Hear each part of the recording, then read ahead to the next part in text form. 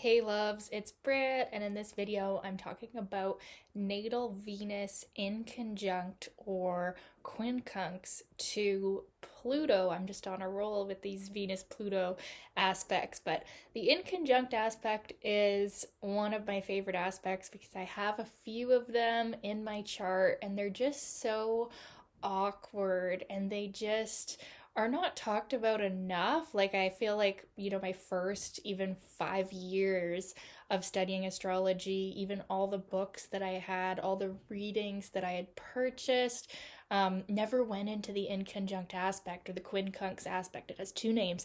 And it's just crazy because I feel like as a person with these quincunxes, I don't have this specific one I'm going to talk about, but it's just so obvious internally that something is off or something is producing anxiety and uncertainty when you have these inconjunct aspects. So it's not a minor aspect. I truly don't believe it's a minor aspect. It's definitely very majorly felt for the person who has it.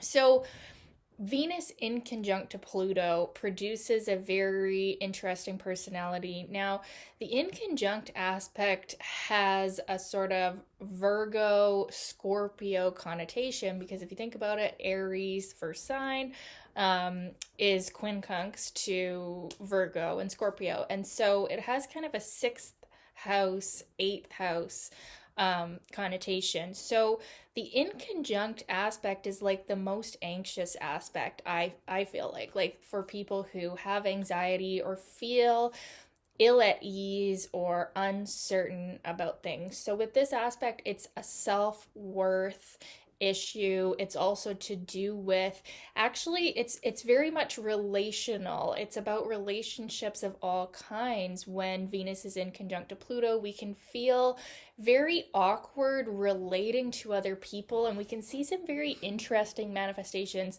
happen with this inconjunct. Now, they very much do want to be liked by people. This is something that they deeply desire, is relationships that are deep and intimate. And these people have this huge desire for love and intimacy and sex and pleasure, even too pleasure. And also this inconjunct can show financial difficulties as well. So all of the Venus related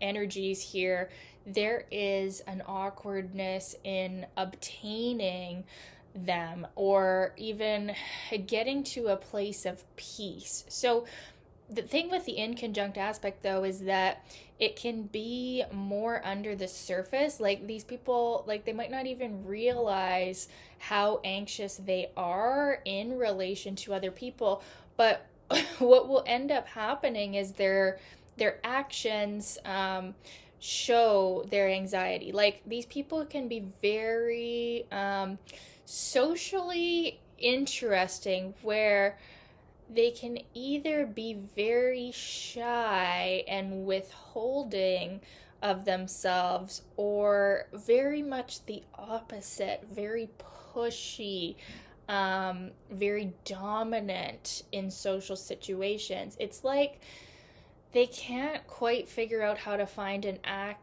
accurate, like, or adequate balance between give and take in a social situation, because Venus is also going to show how you are socially. And so with these people, you could say that they are a bit socially awkward at times, and they are hard on themselves. They are critical of themselves. They do not realize why they act this way. They don't know that they're being pushy. They don't know when they're not being pushy enough. And so it really does take time to get comfortable around other people, and it's going to come out the most in romantic relationships or people that they are romantically attracted to. This inconjunct will just show they just don't know the balance of giving and receiving. So they can also find themselves in relationships where either they're doing all of the giving. This is actually similar to Venus in conjunct to Saturn. I talked about that.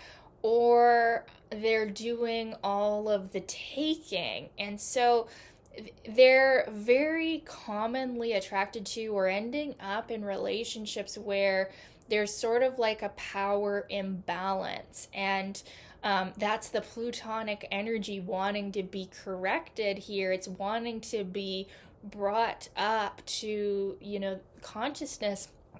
And that's why they attract these kinds of situations.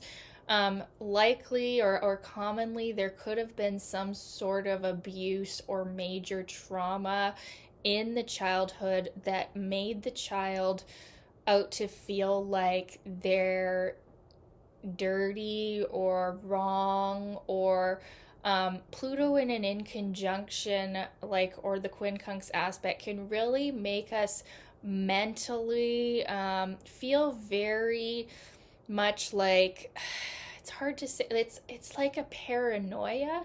Like, we feel like other people are scrutinizing us or holding this microscope up to all of our flaws, and making us feel very inadequate or very, yeah, like I said, even dirty, or like shame. There's shame in this inconjunction that is sort of unconscious, but also they do feel it. So, even out of all of the Venus Pluto aspects, this inconjunction is just so tricky because it's more so lingering under the surface, and it's influencing all of their actions as far as relationships go, but it's not causing as much as of an overt problem as the square or the opposition, where the opposition, they're most of the time they're blaming other people for this.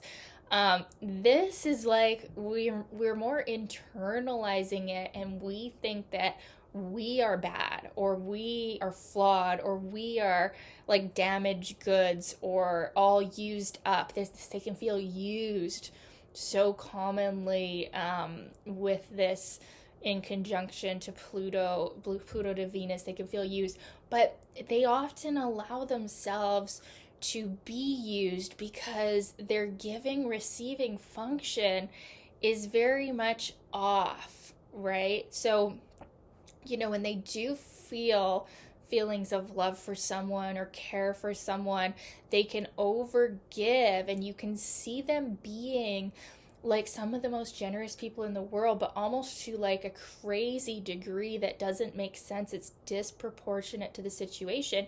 And then after they do this unconscious action where they've overgiven, and it wasn't coming from like a true generosity, it was actually coming from a very needy, very insecure, inadequate place, then they feel resentment and they feel used. And so that's kind of a common occurrence here with Venus quincunx to Pluto, is like massive overgiving, and it could just be giving of, it doesn't have to be giving of gifts, it could be giving of like, praise or adoration, attention, even it could be nurturing or caring or sexual giving. There is always a feeling of almost like a Venus Pluto aspects can sometimes feel like a prostitution energy with their sexual energy.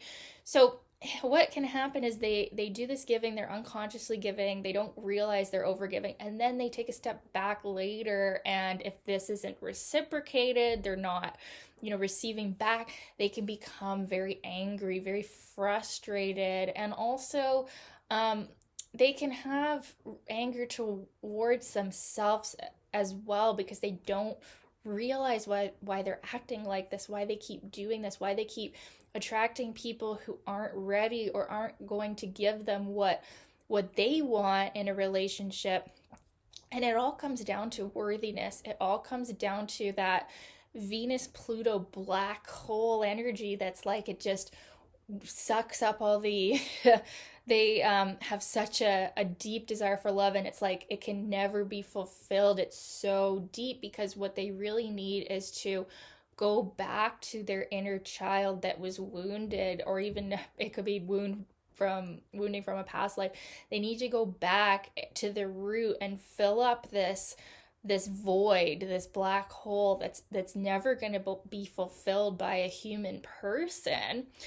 And when they work with that, they work on that, they actually do have the capacity for a very deep and intense love. They love so deeply, right? Nothing they do is halfway. Everything they do is full on, right?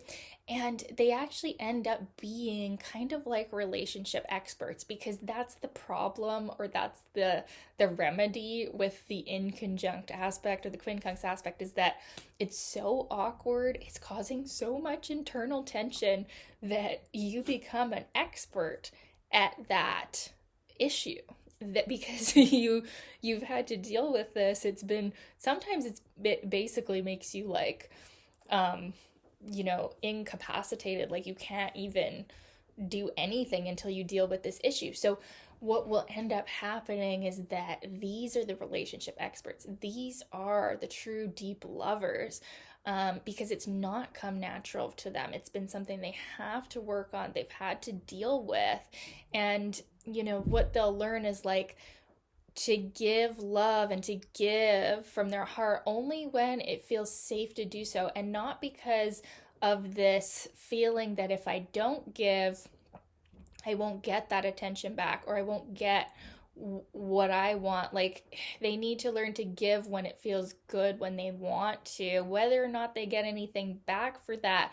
It's like once they know that they deserve reciprocal love and they're worthy of all the good things in life, they can give freely without needing that person to give it back, because they know they're inherently worthy of, a reciprocal relationship. So it doesn't matter if they lose, a little bit of money here, or, a little bit of even pride, from giving love to someone who maybe didn't reciprocate it. It's like that's all part of life and love. And when they learn to trust in that, like, maybe they're not going to receive from the same person they've given to, but that's okay, because they will receive. And so that's something too that they could learn about. Actually, all Venus Pluto aspects is like the nature of abundance, and like when you give, you receive. And so when you give, you don't need to be like paranoid, like checking, like, did they open the text message? Did they open the gift I sent them? Did they do, they can just give freely, let it go, and know that the universe or God provides back all that they need. And so it is a deep insecurity here that needs to be worked with around giving and receiving, and give and take, and love and sexual energy, and that they're worthy of all of these good things in life, all the pleasure in life. They don't have to hold back on receiving pleasure, receiving good things. The feminine energy here needs to be soothed and healed, and they need to know that they're worthy of all these good things that they see other people having, because that's the thing, is that they look around and they see other people having love and other people having it seemingly so easy, right? Because that's always what we do as humans. We look at other people and think, wow, they're doing so great and my life is so hard.